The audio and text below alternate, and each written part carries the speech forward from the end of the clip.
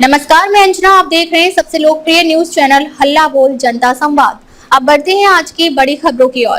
साथ ही चैनल को सब्सक्राइब कर बेल आइकन को क्लिक करना ना भूलें ताकि आपको मिले सबसे पहली खबर। धौलपुर राजाखेड़ा विधायक रोहित बोहरा ने राज्य सरकार पर निशाना साधते हुए कहा कि चंबल बजरी बंदी से हजारों परिवार बेरोजगार हो गए हैं। उन्होंने आरोप लगाया कि सरकार ने सुप्रीम कोर्ट में प्रभावी पैरवी नहीं की, जिससे मजदूर, ट्रैक्टर मालिक और छोटे कारोबारी आर्थिक संकट में आ गए। बोहरा ने जीपीआरएस व्यवस्था को लेकर किसानों की परेशानियां भी उठाईं और कहा कि तकनीकी खामियों के कारण किसानों को बेवजह चक्कर लगाने पड़ रहे हैं।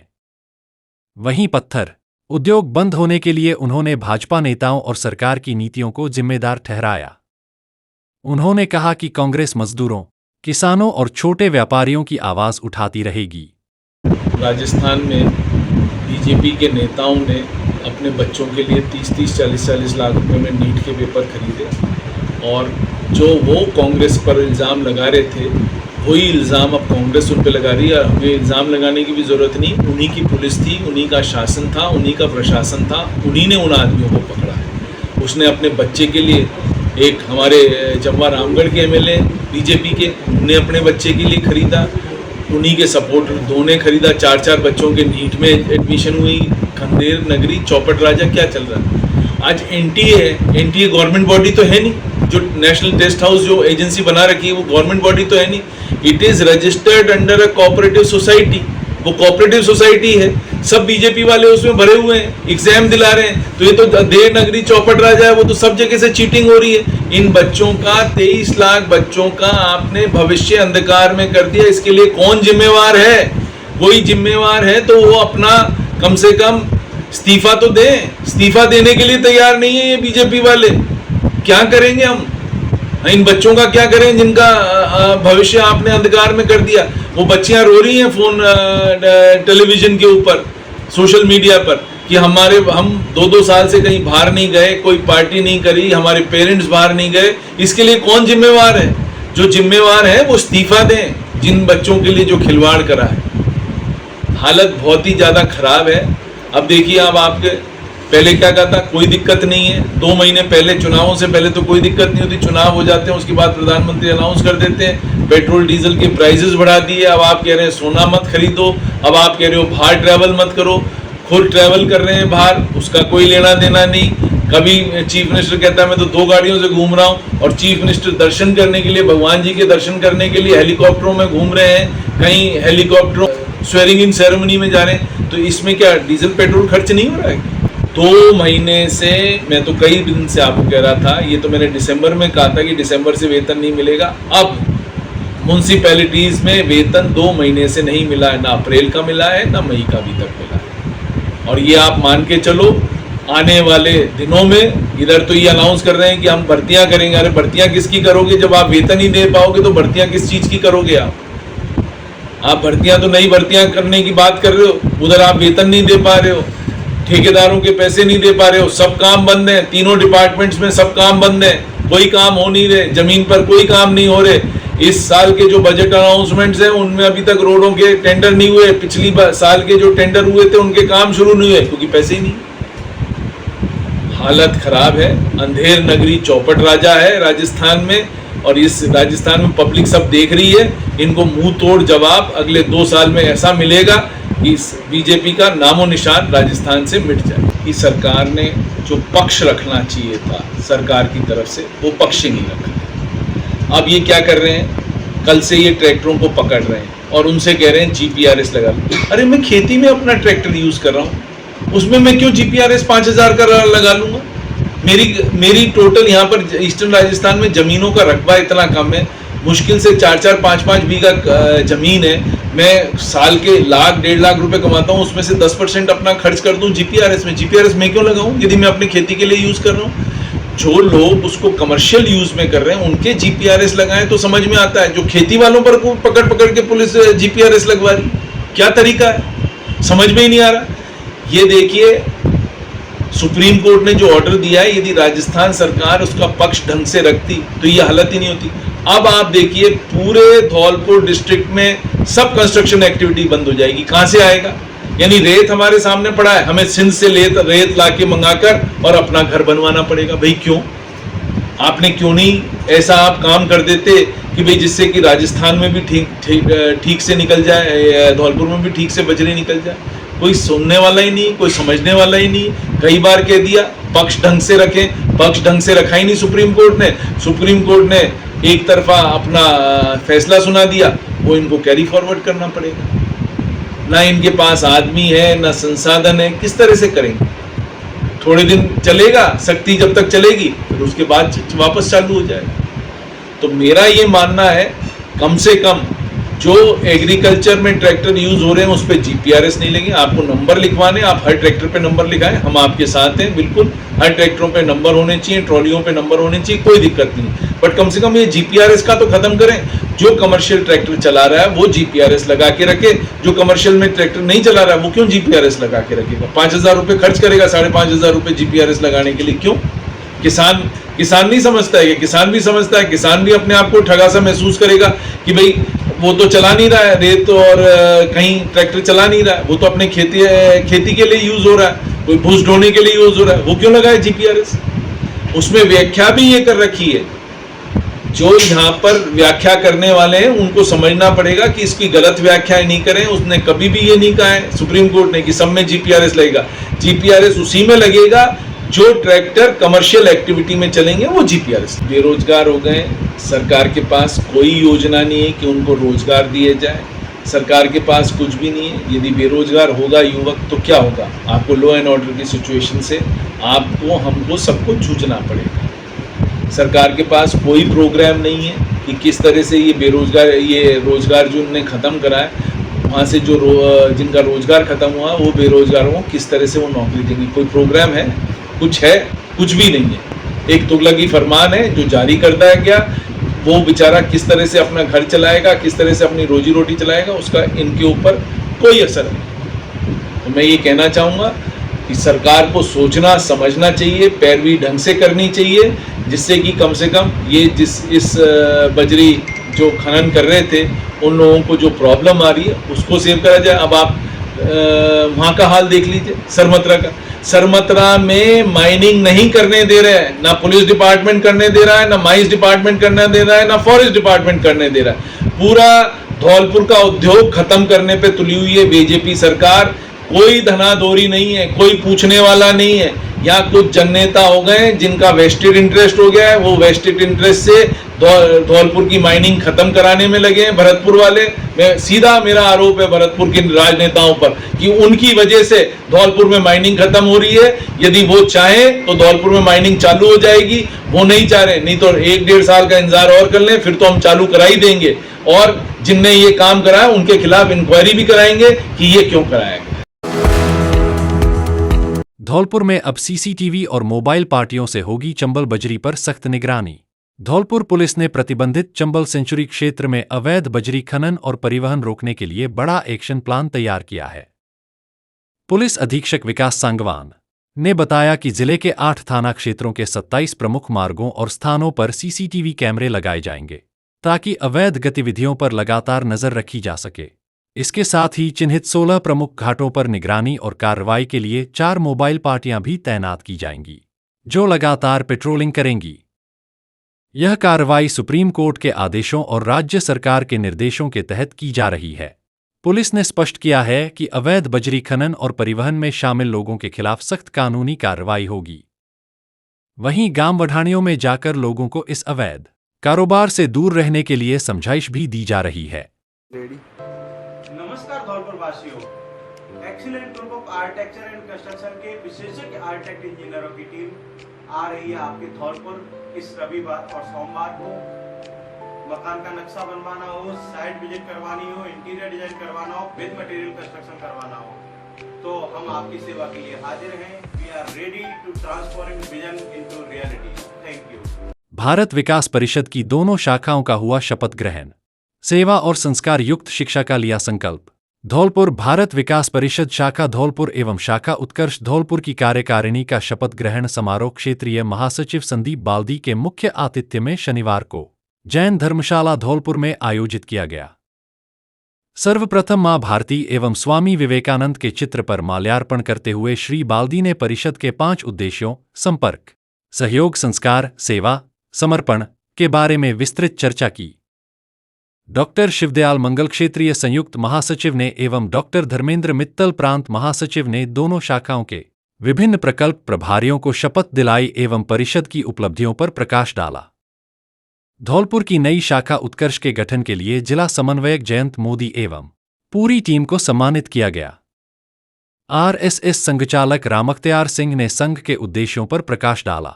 धौलपुर शाखा अध्यक्ष मुकेश गर्ग ने सभी अतिथियों का स्वागत करते हुए गत वर्ष की उपलब्धियां का प्रतिवेदन प्रस्तुत किया।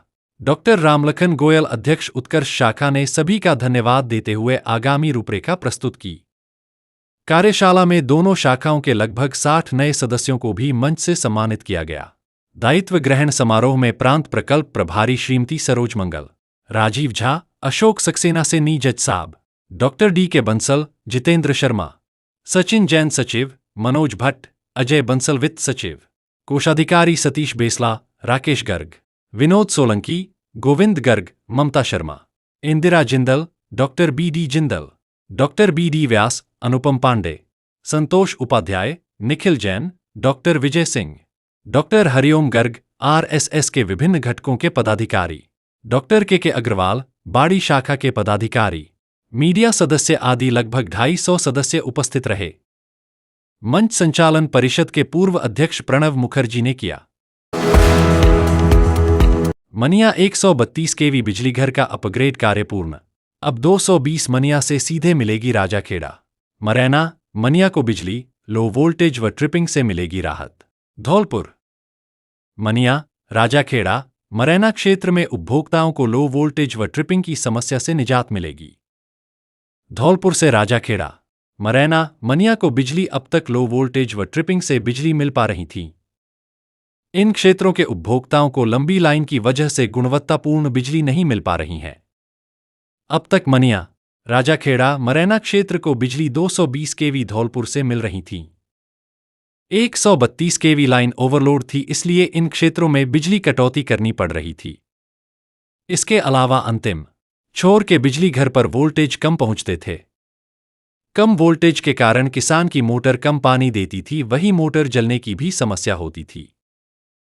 सरकार ने 132 केवी जीएसएस, मनिया को 220 केवी जीएसएस में क्रमोन्नत किया था, जिसका कार्य पूर्ण हो गया है। 132 केवी बिजलीघर मनिया के 220 केवी में अपग्रेड होने से उपभोक्ताओं की कई समस्याओं का समाधान होगा। यहां से 132 केवी के 4 फीडर चालू रहेंगे, जिसमें मनिया, राजाखेड़ा, मरैना है। इन फीडर से जुड़े 35,000 उपभोक्ता को फायदा होगा। जीएसएस अपग्रेड से उपभोक्ता के साथ डिस्कॉम को भी फायदा। तकनीक जानकर बताते हैं कि लाइन का वोल्टेज लेवल जितना ज्यादा होगा उतनी ही डिस्कॉम को तकनीकी हानि कम होती है, साथ ही उपभोक्ता को भी अच्छे वोल्टेज की बिजली मिलती है। डिस्कॉम को भी अब लाखों रुपए की तकनीकी हानि नहीं होगी। एक ट्रिपिंग पर अब नहीं होने 4 जीएसएस बंद। पहले 132 केवी लाइन मनिया पर रिको, मनिया, मरैना, राजाखेड़ा 132 केवी जीएसएस जुड़े हुए थे, यानी यदि लाइन का शटडाउन लेना है या किसी कारण से ट्रिपिंग आती थी तो सीधे 4 जीएसएस 132 केवी के बंद होते थे, जिससे 35,000 उपभोक्ता की बिजली एक साथ बंद होती थी। अब ये सभी 4 जीएसएस के लिए अलग लाइन होगी, जिससे सभी उपभोक्ताओं को फायदा होगा। कम वोल्टेज पर लाइन में ज्यादा गिरता है वोल्टेज। तकनीक जानकर बताते हैं कि यदि उच्च वोल्टेज रिसीविंग एंड तक पहुंचता है तो उपभोक्ता को अच्छे वोल्टेज मिलते हैं। यदि उच्च वोल्टेज सोर्स दूर है और कम वोल्टेज लाइन से उपभोक्ता को बिजली दी जाती है तो वोल्टेज ज्यादा गिरता है और उपभोक्ता को भी कम वोल्टेज मिल पाते हैं। इसलिए मनिया 220 केवी जीएसएस चालू होने से आसपास के 25,000 उपभोक्ता को फायदा होगा। मनिया 220 केवी जीएसएस चालू होने से उपभोक्ताओं को कम वोल्टेज से निजात मिलेगी। लाइन पर ट्रिपिंग की संख्या कम होगी। 132 केवी जीएसएस मनिया को 220 केवी जीएसएस में अपग्रेड किया गया है। ये कार्य ट्रांसमिशन कंपनी राजस्थान द्वारा करवाया गया है और इसके पूर्ण होने के बाद में यहाँ से विधिवत तौर से बिजली आपूर्ति चालू कर दी गई है। यहाँ से 4 अलग अलग 132 केवी फीडर पे बिजली आपूर्ति चालू हुई है। तो इससे यदि पर्टिकुलर कोई फीडर में फॉल्ट या ट्रिपिंग आती है उससे केवल वो उपभोक्ता ही प्रभावित रहेंगे, बाकी 75% उपभोक्ता को कह सकते हैं कि उनको निर्बाध विद्युत आपूर्ति उस पीरियड में होगी। तो जो यहाँ इस लाइन पर पहले से 4 बिजली घर अपने मरैना, राजाखेड़ा, रीको, मनिया आते थे, इन सबको अलग अलग फीडर होने से वहाँ के जो 35,000 लगभग उपभोक्ता हैं उनको ट्रिपिंग रहित और इसके अलावा अच्छे वोल्टेज की बिजली आपूर्ति हम कर पाएंगे। विवेक शर्मा, ऐसी जयपुर डिस्कॉम धौलपुर। सरमथुरा धौलपुर। रिपोर्ट विष्णु कुमार सोनी। अवैध खनन में इस्तेमाल होने वाले वाहन अब होंगे सीधे जब्त। नए कानून को लेकर थाना प्रभारी ने ग्रामीणों को दी जानकारी। सरमथुरा उपखंड क्षेत्र के झिरी गांव में सरमथुरा थाना प्रभारी हरेंद्र सिंह ने ग्रामीणों को नए कानून की जानकारी प्रदान की और ग्रामीणों से नए कानूनों की पालना की अपील की। साथ ही थाना प्रभारी ने नए खनन कानून को लेकर ग्रामीणों को जानकारी देते हुए कहा कि अब अवैध खनन में इस्तेमाल होने वाले वाहन सीधे जब्त कर सीधे सीज किए जाएंगे। साथ ही कहा कि अवैध खनन कार्य गैर कानूनी है, जो सामाजिक एवं पर्यावरण के लिए हानिकारक है, इसलिए ऐसे कार्य नहीं करे जिससे हमारे समाज एवं पर्यावरण को हानि हो। साथ ही कहा कि कोई भी ग्रामीण गैर कानूनी कार्य न करते हुए मेहनत से कार्य करे, क्योंकि मेहनत का फल सदैव मीठा होता है। और कोई भी संदिग्ध गतिविधि हो तो इसकी सूचना पुलिस को देकर पुलिस का सहयोग करे, क्योंकि ये हम सबकी जिम्मेदारी है। सरमथुरा धौलपुर। रिपोर्ट विष्णु कुमार सोनी। पशु क्रूरता करने वालों के खिलाफ आंगई थाना पुलिस की बड़ी कार्यवाही। रात्रि गश्त के दौरान 2 पिकअप गाड़ियों को किया जब्त। 13 पशु करवाए मुक्त, 4 आरोपी गिरफ्तार। सरमथुरा। जिला पुलिस अधीक्षक विकास सांगवान के निर्देशन में जिले भर में चलाए जा रहे पशु क्रूरता करने वालों के खिलाफ धरपकड़ अभियान के तहत आंगई थाना पुलिस कृपाल सिंह के नेतृत्व में पुलिस टीम द्वारा रात्रि गश्त के दौरान आंगई बाईपास के पास कार्यवाही करते हुए 2 पिकअप गाड़ियों में कुर्तापूर्वक ठूंस कर भरकर ले जा रहे 13 भैंस पड़ा मुक्त करवाए। साथ ही पुलिस ने मौके से 4 आरोपी भी गिरफ्तार किए हैं। वहीं इस संदर्भ में थाना प्रभारी कृपाल सिंह ने बताया कि पुलिस फिलहाल आरोपियों से गहनता से पूछताछ कर रही है और इस अवैध धंधे में शामिल अन्य लोगों के शामिल होने के खुलासे करने में जुट गई है। ऊर्जा संरक्षण कैंप का कल खानपुरा में होगा आयोजन। राजाखेड़ा। जयपुर विद्युत वितरण निगम लिमिटेड JVVNL उपखंड राजाखेड़ा के अंतर्गत सोमवार 18 मई 2026 को गांव खानपुरा में ऊर्जा संरक्षण एवं बिजली बचत को लेकर विशेष जागरूकता कार्यक्रम आयोजित किया जाएगा। कार्यक्रम का आयोजन उपखंड अधिकारी आनंद तिवारी के निर्देशन में किया जाएगा। प्रधानमंत्री की ऊर्जा संरक्षण संबंधी अपील को जनवरी से जनवरी तक पहुंचाने के उद्देश्य से आयोजित इस अभियान में स्थानीय भाषा में नुक्कड़ नाटक, गोष्ठियां और जनसंवाद कार्यक्रम किए जाएंगे। ग्रामीणों को बिजली बचत के सरल उपाय, अनावश्यक विद्युत उपयोग से बचने, ऊर्जा दक्ष उपकरणों के इस्तेमाल तथा सुरक्षित बिजली उपयोग की जानकारी दी जाएगी। कार्यक्रम में विभागीय अधिकारी एवं कर्मचारी ऊर्जा संरक्षण के महत्व पर प्रकाश डालते हुए बताएंगे कि बिजली बचत केवल आर्थिक लाभ ही नहीं बल्कि पर्यावरण संरक्षण की दिशा में भी महत्वपूर्ण कदम है। अधिकारियों ने आमजन से अपील की है कि आवश्यकता अनुसार ही बिजली का उपयोग करें और ऊर्जा संरक्षण अभियान में अपनी सक्रिय भागीदारी निभाएं। कार्यक्रम में बड़ी संख्या में ग्रामीणों एवं जनप्रतिनिधियों की उपस्थिति रहने की संभावना है। रिपोर्ट पंडित बुद्ध सिंह उदैनिया, राजाखेड़ा। अभिभावकों के लिए बड़ी खबर, बड़ी खबर, बड़ी खबर। Admission open, admission open, admission open. प्रिय अभिभावकों, घंटाघर रोड धौलपुर में स्थित AVM कॉन्वेंट स्कूल लेकर आया है आपके बच्चों के उज्जवल भविष्य का सुनहरा अवसर, जहां प्ले ग्रुप से 12th तक साइंस, कॉमर्स, आर्ट्स सभी स्ट्रीम्स में नए सत्र 2026-27 के लिए प्रवेश प्रारंभ हो चुके हैं। हम क्यों हैं सबसे अलग? Concept based learning system, experienced and dedicated teachers, smart classes with digital learning, modern science and computer labs. Abacus skill training, तेज दिमाग और बेहतर गणित के लिए. Regular tests and performance tracking. Personality development and spoken English. Sports, cultural and extra activities. Safe and reliable transport facility. यहाँ बच्चों का overall development किया जाता है। Education plus discipline plus confidence plus skills. याद रखिए, आज का सही निर्णय आपके बच्चे का उज्जवल भविष्य तय करता है। तो देर किस बात की, आज ही अपने बच्चे का एडमिशन कराइए। AVM convent school, building bright futures for tomorrow.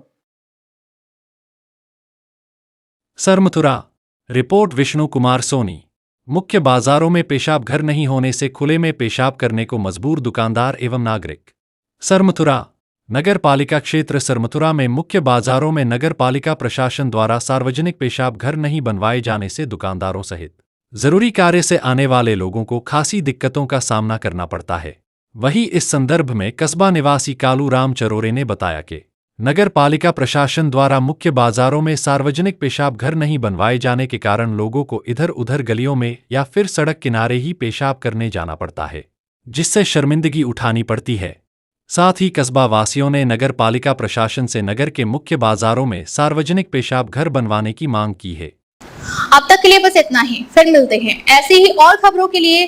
अगर आपको हमारी ये खबर पसंद आई है तो हमारे चैनल को सब्सक्राइब करें और कमेंट करें। अगर आप इंस्टाग्राम या फेसबुक के माध्यम से देख रहे हैं तो सब्सक्राइब, लाइक, शेयर, कमेंट करना ना भूलें। धन्यवाद।